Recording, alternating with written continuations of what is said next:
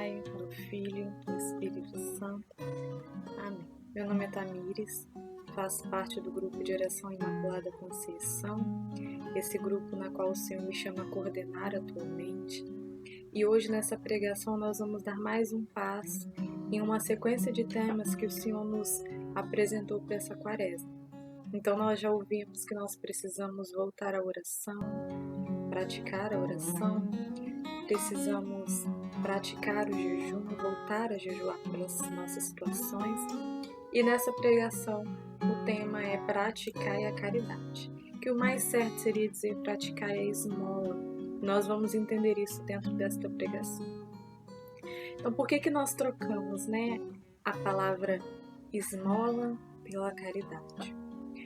Enquanto eu ia preparando, eu ia refletindo sobre a palavra esmola. E muitas vezes quando nós pensamos na palavra esmola ou dar esmola a alguém, nós pensamos quando nós nos recordamos quando nós estamos no trânsito ou quando nós estamos em algum lugar e aí alguém vem e pede um dinheirinho, pede algo para comer e nós damos o trocadinho que nos sobrou daquilo que nós compramos. E isso não é esmola, isso não é praticar a esmola. Na verdade, dar a esmola é além disso, É dar não o que sobra, não as moedinhas que nos estão restando ali, mas é dar tudo o que nós temos, dar tudo o que nós somos.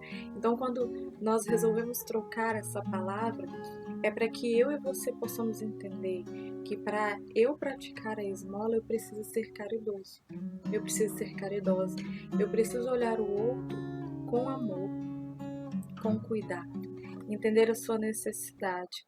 E isso vai trazer também no lema da campanha da fraternidade desse ano, que diz, sentiu compaixão e cuidou dele. É exatamente isso que nós precisamos sentir quando nós praticamos a esmola.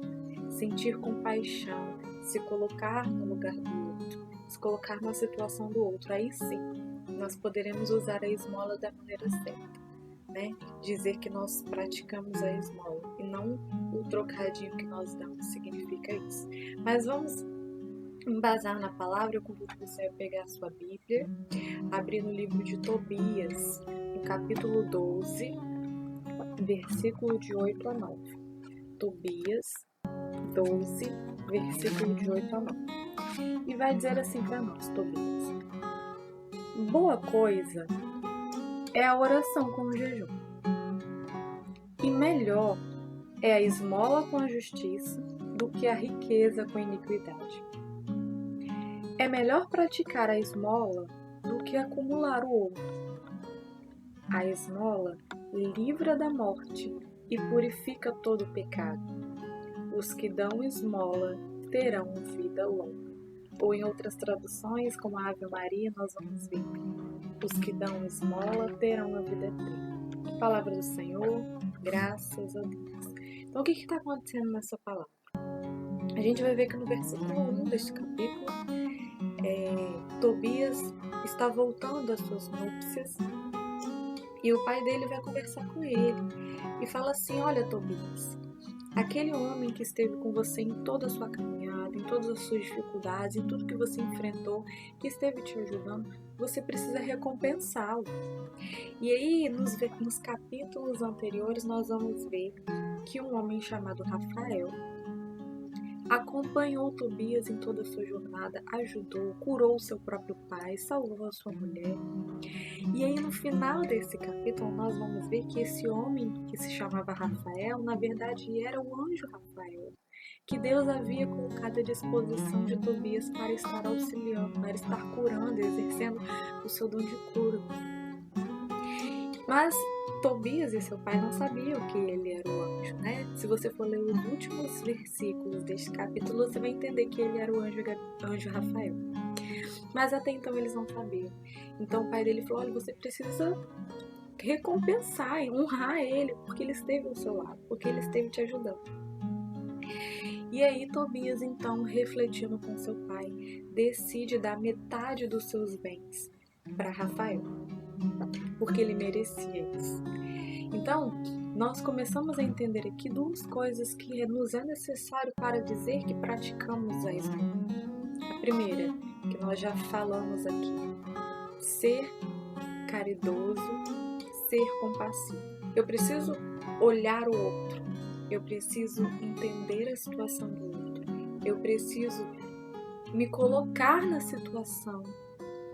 E segundo, praticar aquilo que Tobias praticou, justiça.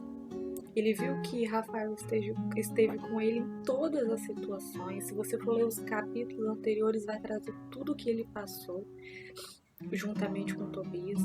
E ele, justificado por isso, ele resolveu dar metade dos seus bens. Não foi um pouquinho, não foi o que sobrava, mas foi metade, porque ele reconhecia que ele merecia.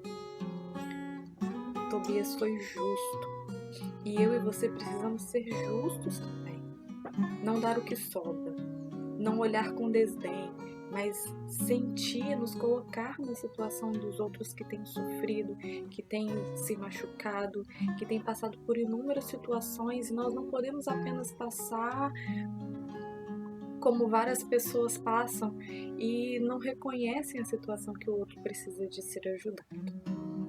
Ainda mais nessa situação, meus irmãos, que nós estamos vivendo, né? Nessa quarentena, uma coisa que Deus tem colocado no meu coração é que é mais uma oportunidade de estarmos com Ele, porque estamos num tempo propício para realizar as obras de misericórdia, né, corporais e espirituais, ou seja, rezar pelo outro, dar aquilo que nós temos de sobra. Às vezes nós temos 2 pacotes de feijão e achamos que é pouco, mas tem gente que não tem nada, nem isso. Então é o momento de nós olharmos para o outro, de praticar a misericórdia. O final da palavra vai dizer ainda assim que aqueles que praticam a esmola terão a vida eterna. E por que isso, né? Porque esse ato faz com que grandes coisas aconteçam, que os nossos pecados sejam apagados. Porque nós estamos reproduzindo tudo aquilo que Jesus fez quando Ele esteve aqui. Jesus veio a este mundo, Jesus curou, Jesus amou, Jesus libertou, Jesus salvou. Jesus olhou para o outro, se colocou na sua situação. E Ele não se preocupava com quem ia reconhecer isso, não se preocupava se alguém ia recompensá-lo, não. Jesus amou. Jesus foi caridoso, e quando eu e você também damos aquilo que nós temos, damos o pouco que nós temos muitas vezes, nós rezamos pelo outro, aí nós estamos reproduzindo aquilo que Jesus nos pediu. Sermos imagem e semelhança dele. E é por isso que nós teremos a vida eterna. Porque foi a primeira coisa que Jesus nos ensinou, era amar o outro, era o outro. E quando nós olhamos o outro não só para nós, aí sim nós reproduzimos aquilo que nosso Senhor nos pede. Como eu ia dizendo, nessa quarentena nós temos a oportunidade de ficar 24 horas em casa. E algo que Deus colocava no meu coração, que eu dizia para vocês, é que agora não temos mais desculpa para dizer que não temos tempo para orar. Não temos tempo para estar com Deus, porque nós temos tempo de sobra. E eu convido você, nessa reta final da quaresma já, a praticar mais intensamente todas essas práticas espirituais, de orar por todas as pessoas que têm morrido por esse vírus, né? Nós temos visto no noticiário que quase 1000 pessoas morrem por dia. É muita gente que não teve a oportunidade de abraçar os seus familiares, que não teve a oportunidade de dar o perdão, de pedir o perdão. Muitas pessoas que morreram só, porque não poderiam ter ninguém ao lado. Então, é o momento de nós orarmos por essas pessoas, orarmos pelas suas almas, pelas situações, pelas suas famílias. Retomar a oração que eu e você, que acreditamos em Deus, que acreditamos naquele que pode curar tudo, que pode transformar tantas realidades, orar, porque nós confiamos em Deus. E se eu e você que acreditamos em Deus não orarmos, meus irmãos, não é o ateu que vai orar. Nós precisamos mais intensamente jejuar por mim, por você, Jejuar para que nós também não caiamos nessa situação, em uma doença, em algo mais sério que tenha acontecido nas nossas casas. E principalmente o tema que vem dizer neste dia: dar esmola. Orar por aqueles que sem trabalho não têm condições de comprar nada para comer, enquanto a minha e a sua despensa estão lotadas.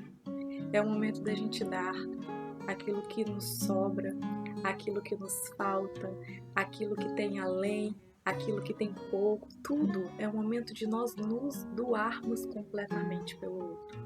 Ah, Tamires, mas eu não tenho nada mesmo, então doe a sua oração, porque tempo nós temos agora para rezar.